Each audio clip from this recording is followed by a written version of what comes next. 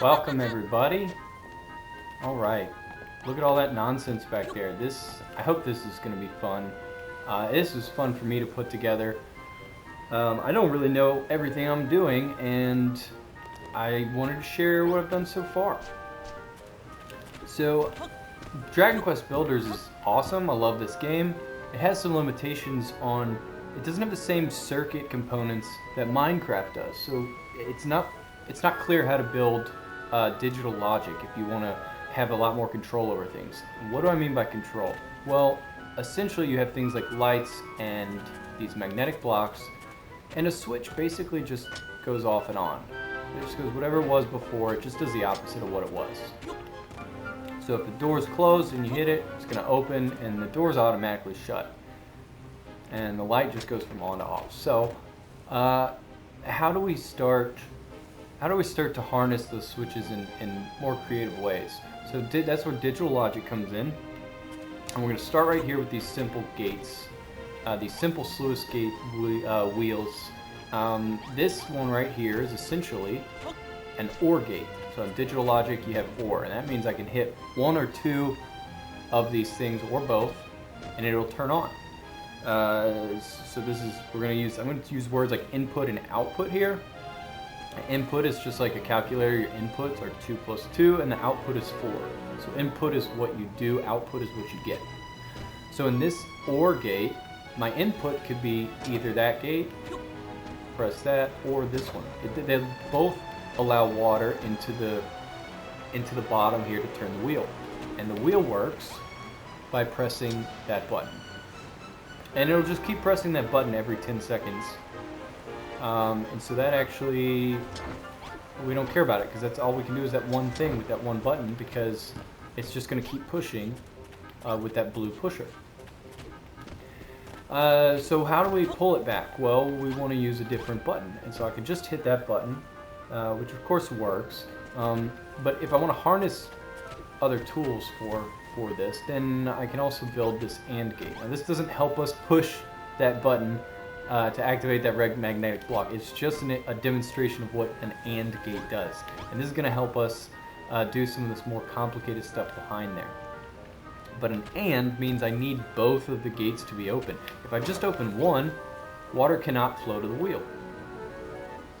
Alright, and if I shut it, it's obviously still off. So only one means no water, and both of them on means it turns on. Oh, it didn't hit that one because of timing. Sorry, guys. Alright, so both of them now are open, and the water wheel turns, and after a few seconds, it will press that red one and pull back. Now, if you haven't seen a video by Ben XC called The Ultimate Magnetic Blocks Guide, that is absolutely essential to understand what's happening here. You have to understand how these magnetic blocks work, how the red arrow activator switch and the square activator switches all work, their limitations, their ranges. You need to know that in order to even have a chance of understanding what I'm doing back here. So if you haven't seen that, go watch that so you understand a little better how I'm controlling all this. And if you have seen that, let's go see all this. So this is where we start getting into a lot of fun. And so what I've done is I've stacked multiple gates, just like that AND and OR gate that you see right there.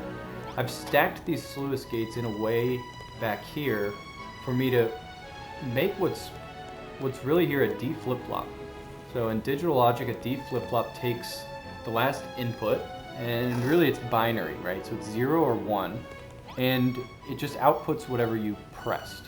So if I put in 0, and I'm calling red 0, that's easy enough, off, on, right? 0, 1, green is go, it's on, it's 1. Simple enough. So right now the red light's on, which means this is 0 or off. If I press this again, did you notice that gate turned on? So that's what's trying to trigger this to go to the off, to turn the red light off, to turn the red light on. Excuse me. But notice I've got that other gate there, so that means it's gonna stay red. That's good. That's what I want. That's what's making this interesting, is stacking these together. Okay, so now what I can do is I can turn it from red to green.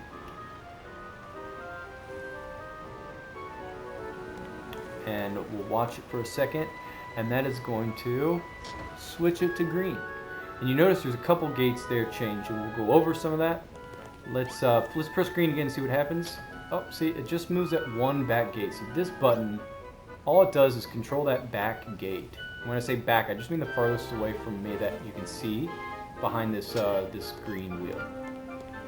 So that turns that opens that gate, but what's happening is you've got another gate that prevents it from changing, and that is what again is so cool. So I'll try to walk you through this real quick, and I will show you blueprints for these because it's not easy to build this just from looking at this video. I understand that, and I'm hoping maybe people can maybe find more compact ways to build these, better ways to build them, other more interesting things. So I'm really hoping people use this. So let's follow the green button. The green button is going to turn on the green light first. That's the first thing we're interested in. So when I press green, it's going to hit that button and go down. It's going to follow that red line or the green line back here, and like we saw before, it's going to open that gate below us. And if this second gate, this blue one, if that's open, I call that the enable. So if my green button, if I hit the green button and this green water wheel, I call it green, it's on the green side. If the green water wheel is enabled and I press the green button, it's going to open that gate, and then water is going to flow. So then it's going to press these two arrow buttons. The first one just goes right back here, and it's going to shut off that gate. It's going to turn it right back off so that it stops, so that it only does it one time. Because the water wheel will continuously press buttons, and we don't want that. So the first thing it does, it shuts itself off. But at the same time, it presses this second arrow, and so that's going to follow this green line back to this square activator. And notice the orange is just a range.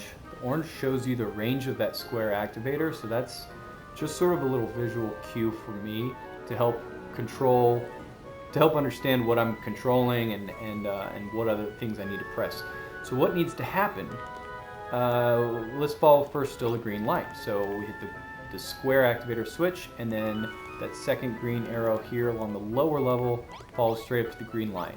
So that turns on the green light. So what else do I need to do?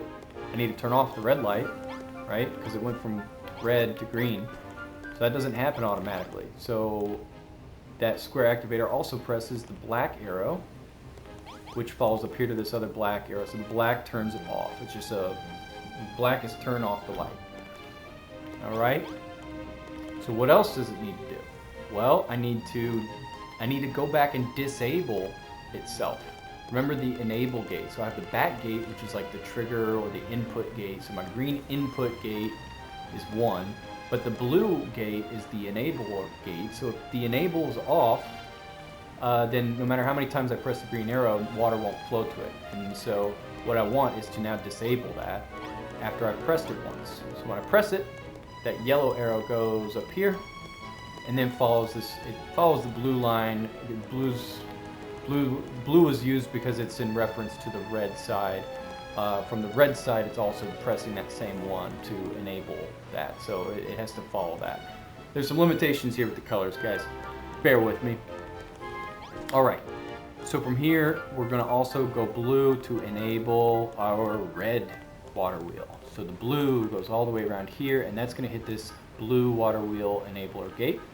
And notice, green light's on. So right now the state is on or 1. Well, our blue gate back here is open, so that's enabled. That means that my red switch is enabled. That means I can press it and it'll turn to red. And the green one's disabled. That's what I want. That's what all this is doing. So if I were to press the red one, it'll start turning that red wheel.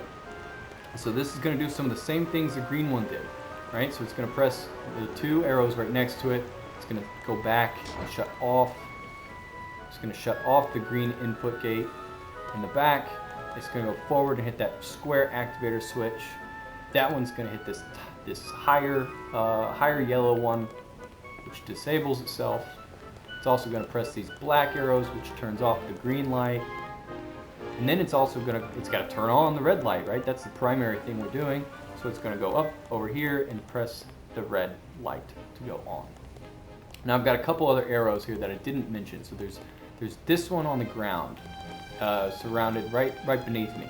So that one and this one right here, that's actually kind of my output for this whole machine. So this machine has an output, and those two arrows are what is controlling it. It's this one here, and that button there gets activated when I press green, and this one's being activated when I press red. And those control these gates. So this is my output gate. This is my final output switch gate part of the machine, which I'll get to in a second because I have a second part. So this is a second D flip-flop. These are side by side. It's the exact same thing, so I'm not going to go through the whole thing again. But together, what they make is what's called a set reset or an SR latch. And what that allows me to do is when one of them is on, then I can turn on my final output. My final output is that yellow light over here. So this is the light I really care about. The green and the red back here, they're just keeping track of what my first inputs were. Okay? That yellow light back there is what I really care about. So in this case, both of these are off, which means that it doesn't matter how many times I press this input. Nothing's going to happen. Right? And so it's just going to stay off. So what the left one does, the left one's called a set, or the S switch, and the right one's called the reset, or the R. And if I have R reset on, then it's always going to turn that light off whenever I press this button. If I have this S, the set, if that's on, then it's always going to turn that light on, essentially preventing me from going back and forth. Okay, and now it doesn't have to be a light, it can be any gate, but that's the idea. So right now, my light's off. So let's see if it works. Let's see if I turn the reset to on, then that green light should come on, and then I will actually get a, look, so one of those gates opened. But let's see which gate it was. It's just these back two. Okay, so now when I press this, water's flowing, but look, it's only flowing to that one, and so it's not going to turn that light on. So these buttons all just go back to turn off these gates. That's all it does. See, it just turns those off. And so that's what I want to happen, because that's, oops, careful, that's what the glass is there for, so I don't accidentally step on those arrows. So my reset's on, which is supposed to turn that light off. So let's go back, let's go turn that off, and let's try to set it to on. Let's try to turn the light on.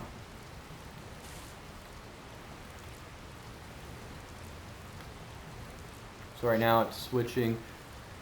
It takes a while. The water wheels are slow, one of the limitations of this game. So my set is on, that's kind of my first input now is 1, and so now I'm going to try to turn that light on. And let's see if it works. Ooh, yes, the water wheel's turning, and so it should turn on that light. And then if you notice, lots of other switches there to turn off these gates. And the order matters. Which ones actually turn on and off, that's actually really important in order to maintain the rest of this machinery to operate the way you expect it to.